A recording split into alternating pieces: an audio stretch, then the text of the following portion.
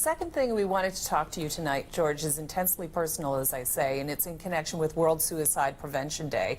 In this country, as you know, approximately 4,000 Canadians take their own lives every year, and that's an average of 10 per day.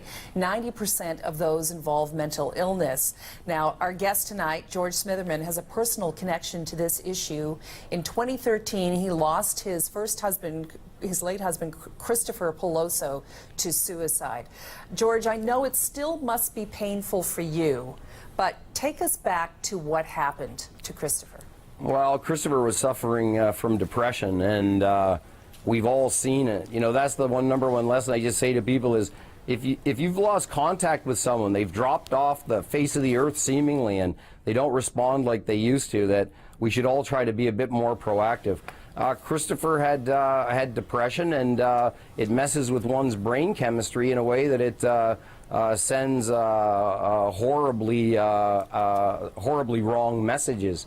And you know, that tormented Christopher for a long time, and he took his own life on December the 30th of 2013. And I've done a few hard things in my life, Carol, but explaining to a 3-year-old and a 5-year-old that their dada wasn't coming home again stands amongst those. So on a day like today, I just want to try and send a message to people who are suffering through despair, as I have in response to trauma in a number of ways, that there is hope, and to not give up hope.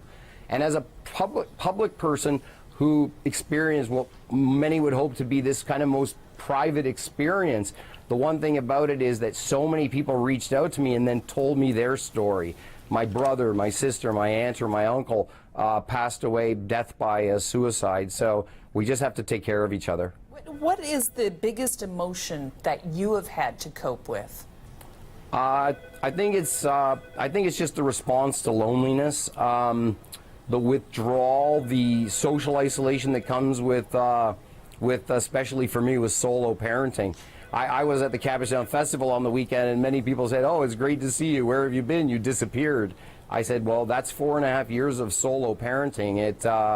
It was trying, and it was lonely, but at the same time, my kids were and always will be, I think, the greatest source of strength and when you got kids to work for, you got a reason to put your feet on the floor every morning." Yeah. What would you say to somebody, George, who believe that they have a loved one, a family member, who they think might commit suicide?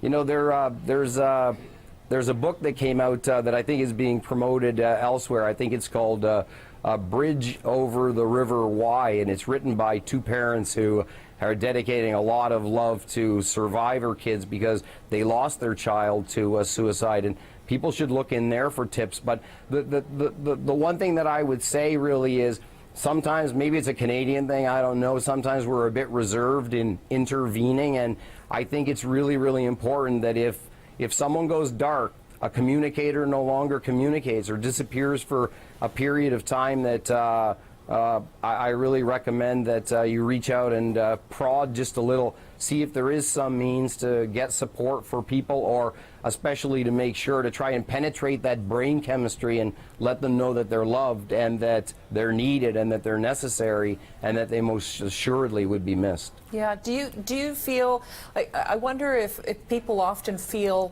responsible after it happens? You know, maybe I could have done more, or should I have done this, or should I have seen the signs? I mean, there must be a lot of soul searching that happens after somebody does commit suicide.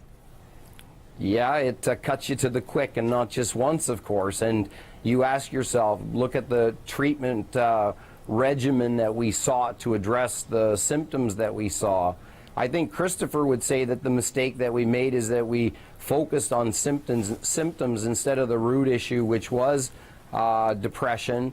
And I think, of course, in my own sense also, because I had a history on the political side of you know, clinical matters as Minister of Health, also a tremendous amount of questioning about the models that we have to support people. And I think there is a lot of new focus on mental health and addiction also, but we're still just scratching the surface in terms of addressing the ever-pressing needs that are out there for people who have suffered trauma of one form or another and have had no outlet to put it on the table and to discuss it and try and rationalize it or understand it or move past it. So we just got to give people as much of a chance to get talking and keep talking. It sounds simple, but I think that's really a critical element. So reach out if someone's gone quiet. George Smitherman, former Ontario Deputy Premier and now a City Council candidate, thank you so much for joining me tonight. My pleasure. Thank you.